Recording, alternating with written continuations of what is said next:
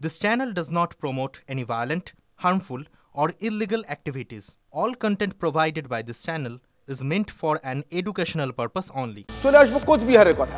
নির্বাচন আসছে, ফলে যে কোনো ঘটনাই, যে কোনো ছোট, এ রাজ্যে ছোট ঘটনা কথাটা খুব তাৎপর্যপূর্ণ, অথবা যে কোনো বড় ঘটনা আরও বড় হয়ে যায়। তার কারণ ভোট আসছে। আর এই অবস্থায় যদি কোচবিহারের মতো জেলা, যেখানে বিজেপির একার বারবারন্ত, সেখানে একজন তৃণমূল নেতা গুলিবিদ্ধ হন, আর তাতে তৃণমূলের নেতা গুলিবিদ্ধ হওয়ার ঘটনাতে বিজেপির বিধায়কের ছেলে গ্রেফতার হন, তাহলে তো অবশ্যই ঘটনা অনেক বড় হয়ে যায়। তৃণমূল নেতাকে গুলি চালানোর ঘটনায় গ্রেফতার হয়েছেন দুজন। সেই গ্রেফতার হওয়া দুজনের মধ্যে রয়েছেন কোচবিহার উত্তরের বিজেপি বিধায়কের ছেলে দীপঙ্কর রায়। কোচবিহার উত্তরের বিজেপি বিধায়ক সুকুমার রায়, তারই ছেলে দীপঙ্কর রায়। বিজেপি বিধায়ক সুকুমার রায়ের গাড়ি থেকেই নাকি তৃণমূল নেতাকে গুলি চালানো হয়েছে, এমনটাই অভিযোগ। পুলিশ এর মধ্যেই গাড়িটাকে আটক করেছে। গুলি চালিয়েছেন বিজেপি বিধায়কের ছেলে, এমনটা অভিযোগ তৃণমূলের। যদিও তাদের দাবি, নিশানায় পঞ্চায়েত সমিতির কর্মাধ্যক্ষ ছিলেন না, বিজেপি বিধায়কের এক আত্মীয়ের ব্যক্তিগত ছবি নিয়ে বিবাদের জেরেই নাকি এই গুলিকাণ্ড। ছবি দিতে অস্বীকার করাতেই এক ব্যক্তিকে লক্ষ্য করে গুলি চালানো হয়।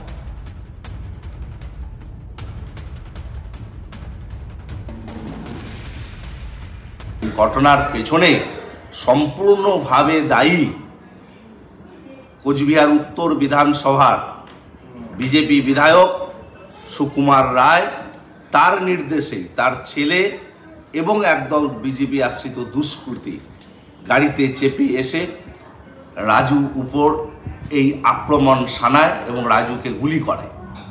রাজুর রাজনৈতিকভাবে উত্থান এবং তৃণমূল কংগ্রেসকে সংগঠিত করার ক্ষেত্রে তার অবদান এলাকায়, সেটাতে খানিকটা ভীত সন্ত্রস্ত হয়ে তার উপর এই আক্রমণ এবং এই গুলি চালায়, তাকে মেরে ফেলার উদ্দেশ্যে। এই গুলিকাণ্ডে আপনার গাড়ি ব্যবহৃত হয়েছে, গাড়িটি থানাতে নিয়ে গেছে। থানাতে গাড়ি আজকে নিয়ে গেছে। গতকালকে বলছে black colour Scorpio, black colour Scorpio, কালো স্করপিও শুধু আমারই আছে, আর কারো নাই কুচবিহারে। কালো গাড়ি কালকে 3টা ধরে নিয়ে আসার পরে ছেড়ে দিয়ে আজকে কি পরিকল্পনা করলো যে আজকে আমার গাড়িটা নিয়ে যেতে হলো, কালকে নিল না আজকে নিয়ে গেল। তো এখানেই বোঝা যায় যে স্যার এমন পরিকল্পিতভাবে তারা ফাঁসানোর চেষ্টা করছে। আমার গাড়ি, আমি 10টার সময় আমি মিটিংয়ে আসছি, সেখানে মিটিংয়ের লোক প্রমাণ দেবে, আমার সিকিউরিটি আমার সঙ্গে আছে, তারা বলবে গাড়ি কখন বেড়েছে, কখন ঢুকছে, কখন বাড়িতে গাড়ি আসছে। চক্রান্ত তো অবশ্যই। এই বিধানসভায় কোনো দিন জিততে পারেনি তৃণমূল, এইবার আবার 26-এ বিধানসভা নির্বাচন আসছে, এমনি তো ভোটে তো জিততে পারবে না। সাধারণ মানুষ এখানে তৃণমূলের চায় না। আর সেই জন্যই চক্রান্ত করে যে বিজেপি নেতাদের যদি আবার কেসে ফাঁসিয়ে দিয়ে যদি আবার সন্ত্রাস করা যায়, সন্ত্রাসের একটা বাতাবরণ তৈরি করা যায়, যদি কোনো কাজ হয়, সেটা হবে না। 26-এ ভারতীয় জনতা পার্টি শুধু জিতবে না, এইবার 40,000 ভোটে জিতবে। গুলিকাণ্ডে সবচেয়ে বড় টুইস্ট মনে হয় এটাই। পুন্ডিবাড়ি থানার সামনে রয়েছি আমরা, আমার সামনে রয়েছে একটি স্করপিও গাড়ি। গাড়ির নাম্বারটা আমি দেখাতে বলবো, WB64AE 1813। অর্থাৎ এই স্করপিও গাড়িটি যার নামে নথিভুক্ত রয়েছে, এম পরিবহনে যদি সেই নথি চেক করা যায়, তাহলে কিন্তু উঠে আসছে যে এই নথিটি বিজেপির যে বিধায়ক রয়েছেন সুকুমার রায়, তিনি কিন্তু এই গাড়ির সম্ভবত মালিক হতে পারেন, এমনটা কিন্তু আশঙ্কা করা হচ্ছে। আর যার জেরেই কিন্তু এই মুহূর্তে গাড়িটিকে পুন্ডিবাড়ি থানার সামনে নিয়ে আসা হয়েছে। এই গাড়ি করেই গিয়েছিলেন দুষ্কৃতীরা, তার মধ্যে সুকুমার বাবুর ছোট ছেলের নাম রয়েছে। যে অভিযোগ করছিল বিজেপির বিরুদ্ধে তৃণমূল, সেটা কোথাও যেন জায়গায় এসে কিন্তু সীমাবদ্ধতা পাচ্ছে এবং একটা গতি প্রকৃতি পাচ্ছে এই গুলিকাণ্ডের গোটা ঘটনার। পুন্ডিবাড়ি থেকে ক্যামেরায় প্রিয়ম সাহার সাথে সুমন কল্যাণ ভদ্রের রিপোর্ট, TV9 বাংলা। এদিকে বেলেঘাটাতেও একটা ঘটনা ঘটেছে, মনে আছে নিশ্চয়ই আপনাদের। এই দশকে, মানে যে দশকটা চলছে, 2021 বিধানসভা পরবর্তী নির্বাচনের পরবর্তী যে ভয়ঙ্কর রাজনৈতিক সন্ত্রাস, সেই সন্ত্রাসের সব থেকে ঘৃণ্য, সেই সন্ত্রাসের সব থেকে নৃশংস রাজনৈতিক হত্যার ঘটনা বেলেঘাটার অভিজিৎ সরকারের কথা বলছি। সেই অভিজিৎ সরকার খুনের মামলায় নির্দেশ সত্ত্বেও আজ আদালতে হাজিরা দিলেন না তৃণমূল বিধায়ক পরেশ পাল এবং 2 তৃণমূল কাউন্সিলর পাপিয়া ঘোষ ও স্বপন সমাদ্দার। এই মুহূর্তে আমাদের সঙ্গে রয়েছেন আমাদের প্রতিনিধি সুজয় পাল। কথা বলবো সুজয়ের সঙ্গে। সুজয়, প্রথম কথা জানতে চাইবো, পরেশ পাল এবং 2 তৃণমূল কাউন্সিলর, আজকে তো তাদের দুপুর 2টোর মধ্যে হাজিরার কথা ছিল, তারা হাজিরা দিলেন না কেন? কিছু জানিয়েছেন আইনজীবী মারফত আদালতকে?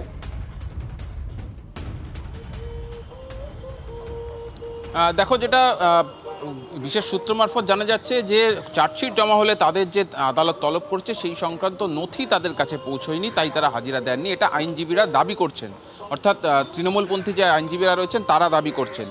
সেই কারণেই আগামী 18 জুলাই আবার আদালত সমন জারি করেছে এই 18 জন ব্যক্তির বিরুদ্ধে, 18 জন অভিযুক্তের বিরুদ্ধে, যার মধ্যে পরেশ পাল রয়েছেন, 2 কাউন্সিলর রয়েছেন, পুলিশের 3 কর্মী রয়েছেন, একজন ওসি, তৎকালীন ওসি, একজন সাব ইন্সপেক্টর, একজন হোমগার্ড, তারা রয়েছেন। এছাড়াও অন্যান্য এই খুনের ঘটনায় জড়িত অভিযুক্তরা রয়েছেন। তাদেরকে 18 জুলাই সশরীরে হাজিরা দিতেই হবে। কার্যত আদালত কিন্তু এটা স্পষ্টতই বুঝিয়ে দিচ্ছে যে এটাই শেষ সুযোগ। ওই 18 তারিখে যদি এই অভিযুক্তরা হাজিরা না দেন তাদের বিরুদ্ধে গ্রেফতারি পরোয়ানা জারি হবে। তুমি আমার সঙ্গে থাকো। বিশ্বজিৎ সরকার নিজের ভাইয়ের খুনিদের বিচার চেয়ে, যিনি গত কয়েক বছর ধরে ওই 21 সালের 3রা মের পর থেকে যিনি কার্যত দরজায় দরজায় ঘুরছেন, সেই বিশ্বজিৎ সরকার আজ আদালতে দাঁড়িয়ে সংবাদ মাধ্যমের সামনে কি বলেন যে বিশ্বজিৎ একসময় সিবিআইয়ের বিরুদ্ধে রীতিমতো মুখর হয়েছিলেন তদন্ত ঠিক পথে এগোচ্ছে না বলে। আজকে বিশ্বজিতের বক্তব্য। আবার 18 তারিখে ডেট দিল, দেখি আসামিরা আসুক, না আসলে মহামান্য বিচারকের প্রতি আস্থা রয়েছে, তিনি যা করার করবেন।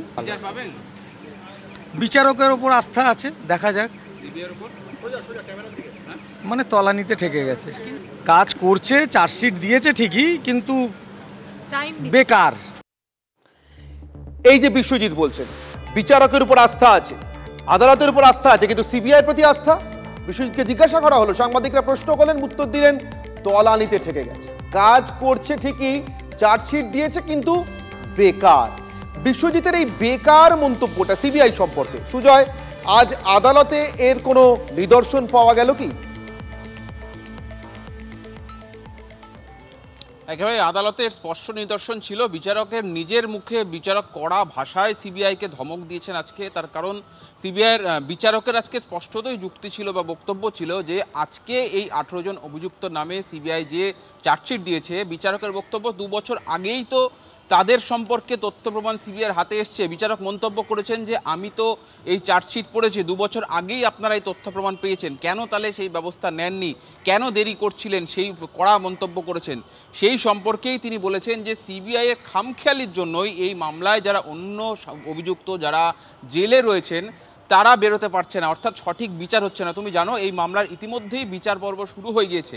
সেই বিচার পর্ব চলার মাঝখানে যদি আবার একটা চার্জশিট জমা পড়ে, সেক্ষেত্রে সেই বিচার পর্ব ধাক্কা খায় বা কিছু সাময়িক থমকে যায়, যার জেরে বিচার প্রক্রিয়া সম্পন্ন হতেও একটা দেরি হয়। বিচারক সেটাকেই ইঙ্গিত করে কিন্তু আজকে ধমক দিয়েছেন সিবিআইকে তাদের এই দেরিতে পদক্ষেপ বা ঢিলে ঢালা মনোভাবের জন্য। ইতিমধ্যেই এই মামলায় 6 জন তদন্তকারী অফিসার বদল হয়েছে। আজকেও এই মামলার নতুন যিনি তদন্তকারী অফিসার তিনি এসেছিলেন, তার আগের যিনি তদন্তকারী অফিসার তাকে অন্যত্র সরিয়ে দেওয়া হয়েছে, অর্থাৎ তার ট্রান্সফার হয়েছে। সে কথাই আজকে সিবিআইয়ের তরফ থেকে বিশেষ সরকারি আইনজীবী আজকে আদালতকে জানিয়েছেন। অর্থাৎ আদালতও যে সিবিআইয়ের ভূমিকায় বা সিবিআইয়ের যে এই গড়িমসি, এই পদক্ষেপগুলিতে এই ঢিলে ঢালা ভাবে যে আদালতও খুশি নয়। বিচারক স্পষ্ট তার মন্তব্যে একেবারে স্পষ্ট বলে দিচ্ছে যে খামখেয়ালি শব্দটা ব্যবহার করেছে, যা ইচ্ছা তাই সিবিআই করতে পারে না, সিবিআই সময় নষ্ট করছে, এই সংক্রান্ত অত্যন্ত কড়া মন্তব্য। যে কোনো এজেন্সিকে আমরা দেখেছি সিবিআইয়ের আগেও বিভিন্ন আদালতে কিন্তু তাদের এই ধরনের মন্তব্যের মুখোমুখি হতে হয়েছে। একেবারেই সোজা। আপাতত তোমাকে ধন্যবাদ। আগেও মুখোমুখি হতে হয়েছে এবং আজও মুখোমুখি হতে হলো, কিন্তু এমন একটা ঘটনা সম্পর্কে যে ঘটনাকে এ রাজ্যের বিজেপি জাতীয় স্তরে পর্যন্ত বিভিন্ন রাজ্যে যে ঘটনার ছবি দেখিয়ে প্রচার করেছে পশ্চিমবঙ্গে পোস্ট পোল ভায়োলেন্স, অর্থাৎ নির্বাচন পরবর্তী হিংসা কতটা ভয়ানক ছিল, এবং সুপ্রিম কোর্ট থেকে এই সিবিআই তদন্তের, রাজ্য জুড়ে সিবিআই তদন্তের নির্দেশ পাওয়ার ক্ষেত্রে বেলেঘাটার ঘটনা একটা অন্যতম নিদর্শন হয়ে দাঁড়িয়েছিল। সে ঘটনায় আজ পর্যন্ত যেখানে এসে দাঁড়িয়েছে তদন্ত এবং বিচার প্রক্রিয়া, তার পরিপ্রেক্ষিতে শঙ্কর ঘোষ, বিজেপি বিধায়ক, বিধানসভা বিজেপির মুখ্য সচেতক, তার বক্তব্য। আমার দেশের স্বরাষ্ট্রমন্ত্রী একটি কথাই বলেছেন যে ভারতীয় জনতা পার্টি পশ্চিমবঙ্গে সরকারে আসলে বিজেপির যারা কার্যকর্তাদের খুন করেছে, হত্যা করেছে, তারা গর্তে লুকিয়ে থাকলেও তাদেরকে বের করে নিয়ে আসা হবে। আমার বিশ্বাস আছে আমাদের মাননীয় স্বরাষ্ট্রমন্ত্রীর কথায় অভিজিতের হত্যাকারীরা যেরকম শাস্তি পাবে, অন্যেরাও সেরকম শাস্তি পাবে। ভোট পরবর্তী হিংসায় সিবিআই এর করা মামলায় প্রথম সাজা ঘোষণা। কলকাতায় যখন সিবিআই ধমক খাচ্ছে তখন মালদায় অভিযুক্ত তৃণমূল নেতার যাবজ্জীবন কারাদণ্ডের সাজা শোনালো আদালত। রায় ঘোষণা করলো অতিরিক্ত দায়রা আদালত। নির্যাতিতার পরিবারকে 3 লক্ষ টাকা ক্ষতিপূরণ দেওয়ার নির্দেশ হয়েছে আর অভিযুক্ত তৃণমূল নেতার যাবজ্জীবন কারাদণ্ড।